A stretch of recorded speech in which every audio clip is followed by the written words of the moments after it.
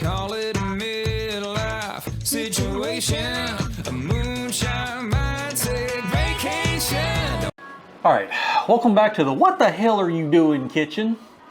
What the hell are you doing? When did this become the What the Hell Are You Doing kitchen? Because we in here with melons. What we doing with melons? I like melons. We really like melons. And these melons, So, I was at the market in Songtan, and we walked by the area, and the guy was selling them, and my she goodness. got like one or two and brought I it got home. one.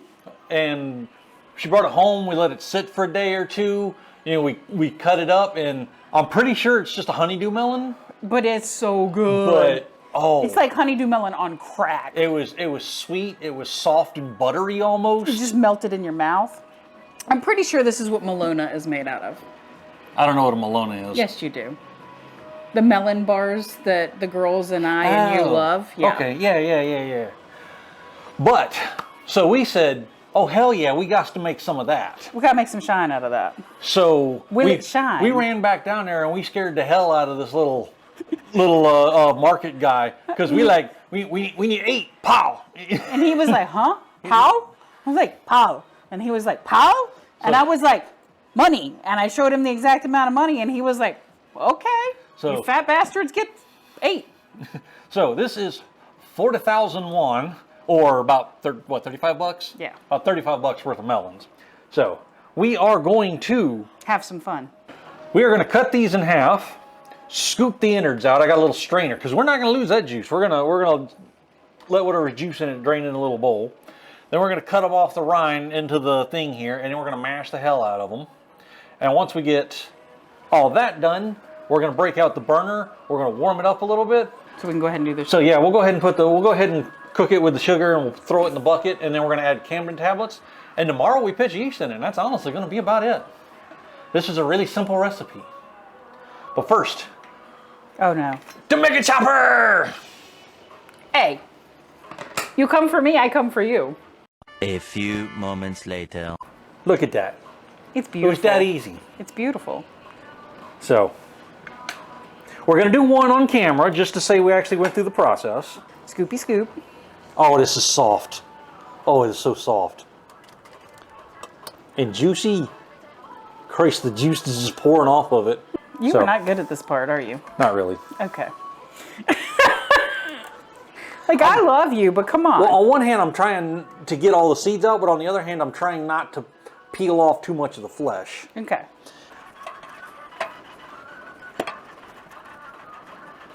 Honestly, you could do that with a spoon. You don't even need a knife.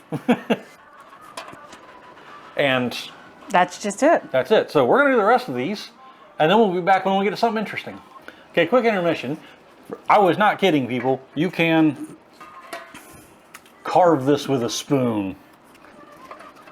Come on, look at the juice coming off of this thing. This is going to be delicious. All right, so we got all the melons juiced and cut up in the pot, and we're heating them up a bit. We got them up to, they just hit about 150, so I'm going to turn them off there. I'm not trying to boil these, but just to the point where they're steaming good here. And I'm going to cover these and let them stew in their own juice for an hour and a half. Give them time to they're already soft, but give them time to get even softer. Then we'll probably hit them with the immersion blender just to get rid of the big chunks. And then sugar. So that's the plan.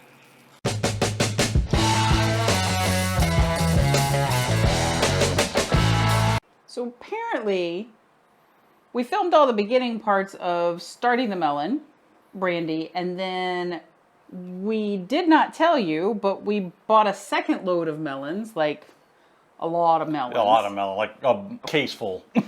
We bought all the melons he had that day. And then we ran a second run. So first run turned out just phenomenal. It was great. Phenomenally epic. It was delicious. It was smooth. It was melony. It was everything. Second run, we don't really know how it turned out, but there was some different flavor in it that ended up when someone mixed them together. Yeah, somebody forgot to do a test mix before he just poured the two runs together, and he won't ever make that rookie mistake again. was not. After what we had to do to fix this, he will never make that mistake again. Yeah, we've redistilled this. We've soaked it in melon, which we had to buy more melons for. We filtered it. Then it got hazy because we soaked it melon in it, and then we had to run it through a filter and get the haze out. And we've let it sit for a while. And yes, it has been sitting for a few months. A while now, a couple months at least. So we're back to give you the end result of basically a bunch of my screw-ups. And me fixing all of his screw-ups, because that's why he has me. You know you love me. According to our tag we got on the jar here, we ended up at about 70 proof. Smell that. That smells like that melon. Oh.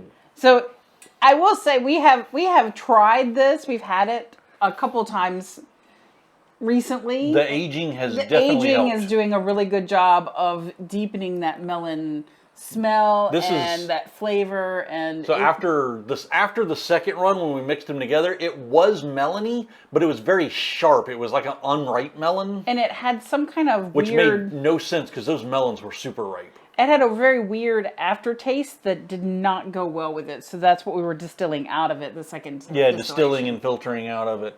But we've managed to make... This smells like the melons. You feel like you have a melon sitting in front of you. We're going to look up what the name of that melon is in Korean. It's a Galia melon. Oh, Galia melon. Okay.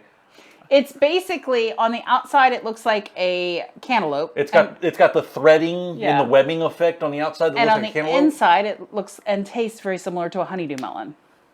So it tastes like a crossbreed between a cantaloupe and a honeydew. Aren't you impressed that I know the name? Yes. It's got more the texture of a cantaloupe, but more the sweetness of a honeydew. So if you don't like melons, you on the wrong video. If you do, we're about to see how this came out. Oh, that smell is good. It's still a little hot at the moment. It's got a little fire to it, a little tingly. The aftertaste is... Still melony. It's still melony. The aftertaste is still a touch astringent, though.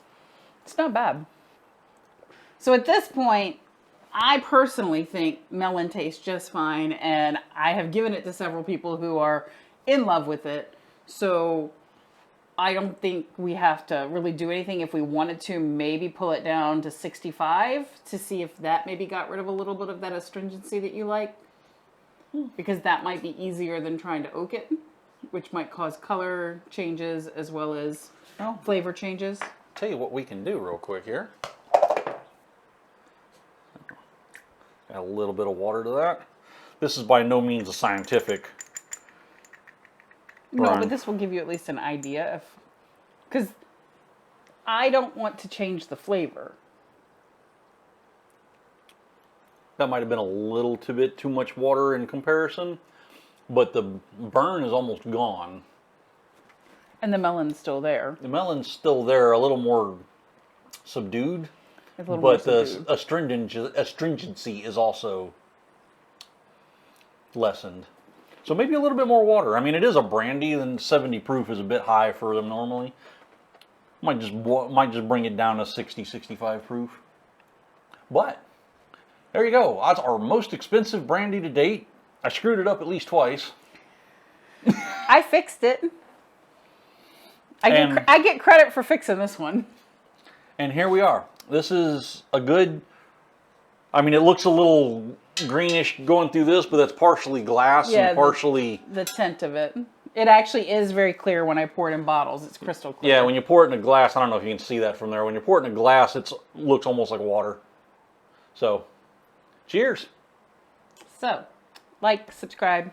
Do the internet stuff. We will see you next time.